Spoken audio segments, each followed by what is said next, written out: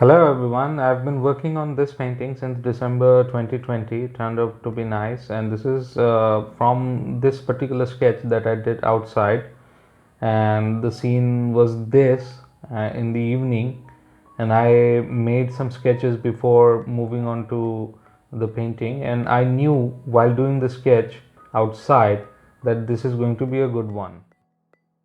So for this painting I'm using titanium white, chrome yellow deep and yellow ochre, alizarin crimson, burnt sienna and French ultramarine.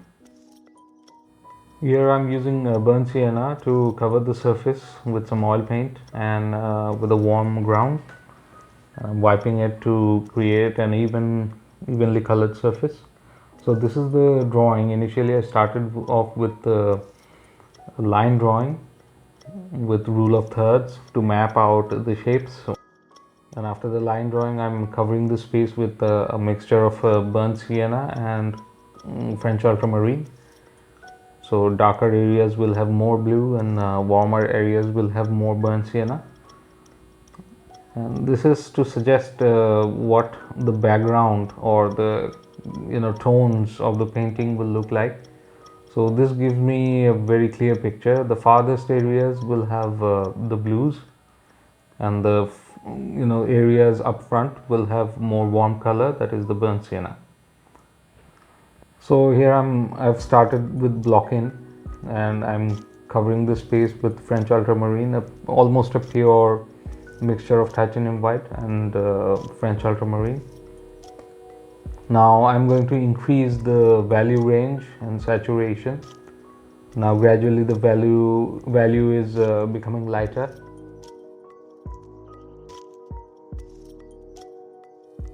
Now here there is a huge amount of titanium white, and this is the bottom section of the sky, which will have more amount of blues, and this is the area where the sun is, nearer to the sun.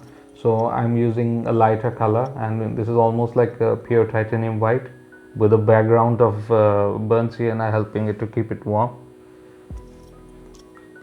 Now very scrubby brushwork to indicate the trees, and again a precise stroke making to indicate the shapes of the land.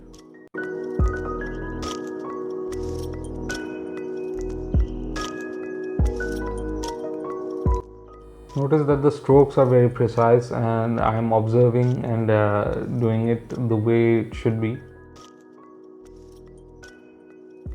Now I'm using various combinations of burnt sienna, French ultramarine and yellow ochre and titanium white. Here I'm putting some highlights on top of that mud heap that I have, and adding some yellow to indicate the highlights for future. So this is the block-in layer, and there will be another layer on top of it, but here I'm taking some care not to create any sort of obstruction for the layer that is underneath, because that layer has a very dark color. So I'm leaving some portions of it, just like the way watercolors do. Here I'm preserving the darks. Now in the similar fashion I'm actually covering the tree mass, and the lighter areas will have more paint and the darker areas will have less paint. Just an indication of the warmth and the coolness, or maybe the lighter section and the darker section. Here too, even when I'm putting marks, I'm preserving some of the marks that are in the first layer. If you see the works of the great 19th century masters, you will notice this, that the darker sections are actually the underpaintings, and the lighter sections or the mid-tone sections will have new paint that are put on top of the underpainting. So it's very important, and because the underneath layer is going to work transparently and will add vibrancy to the painting, and the upper layers will have more cooler colors or thicker paint. So I am following that principle and trying to replicate that method. Here I'm putting down some cool colors randomly, only just keeping in mind which side should be warm. The shadows of that cool section was warm. Now I'm adding more paint to the sky section with some violets and warm colors, a mixture of yellow ochre and white, and gradually merging them with stippling strokes. So since the picture is of an evening scene, the color will be golden and I am aiming towards that. But here, rather than painting a golden color, I'm creating the vibrancy using various combinations of color and leaving the underneath surface visible through the upper layers, so that the vibrancy happens within in the viewer's eyes, to be quite exact. And here I'm using a rounded brush to add some shadowy sections in that mud area, or rather clay mountain or a clay hill upon which the tree is situated. Now I painted this painting out of a plein air painting that I made initially, and that painting turned out to be successful. And while painting that, I'd already decided that it needs to be a bigger painting rather than a small one. So this is the thing that I'm aiming at, which is beyond that sketch that I made, and it turned out to be really popular. But this one I think will do the justice to the theme, and due to this kind of a light, the evening light, it's going to turn out to be a very important and a powerful piece. Here I'm trying to make that land section to look more realistic, adding different shades, and this is how it looks. The photo got a little skewed towards yellow, but now I started working on the foliage itself, the tree section. I'm working on the left hand side with cool colors, leaving the background color intact, the brown color. And this is what also Kaustav used. If you see Kaustav's paintings, there are some brown areas that are underneath. And on the right hand side, I'm using mostly warm colors, a mixture of cobalt, French ultramarine and yellow ochre, and creating variations of all sorts of colors to retain the vibrancy and to show that this is a late autumn. I'm adding more light and brighter colors onto the bottom of the tree, and because this is the section that receives the most amount of light compared to the other parts of the tree. And if you notice my strokes, they are mostly used through round brushes because they create perfect sort of abstraction, and due to rounder shapes they retain very high amount of paint, so it becomes easier for stroke making, and the tree shape is materializing, and you can notice the difference between the cool colors and the warm colors. Here I am again working on the mud heap area, trying to add more details and highlights, just like patches here and there, to create some sort of interest and make them look like as real as possible. While painting, I generally keep one brush for darker colors and one brush for lighter colors. So here I am also doing the same. Right now I'm making marks with a brush loaded with lighter paint.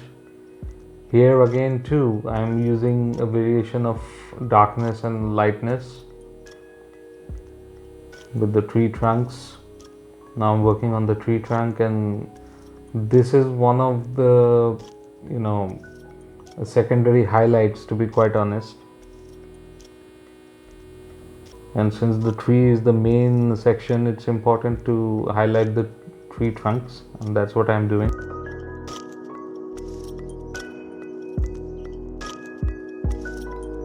I'm using a lot of colors such as chrome yellow, yellow ochre, burnt sienna, and French ultramarine, creating variations out of those colors to create the tree trunks, and adding some shadows again.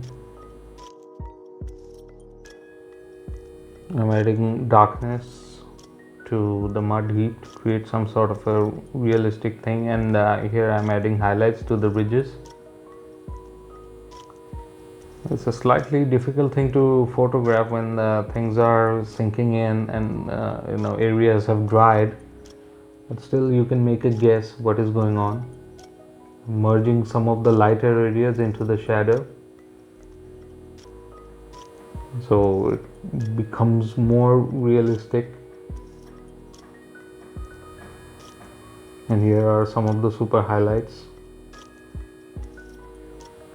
and this is a cooler highlight on top of the areas that is receiving the reflected light.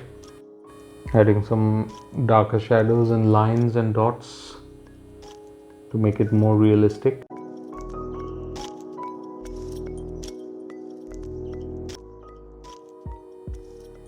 Now I have started highlighting the sky again, and this is almost like pure titanium with slight amount of chrome yellow and yellow ochre, and I'm using the sides and rolling the brush to create a shimmering effect. You can see that it creates that sort of an effect upon a slightly darker color.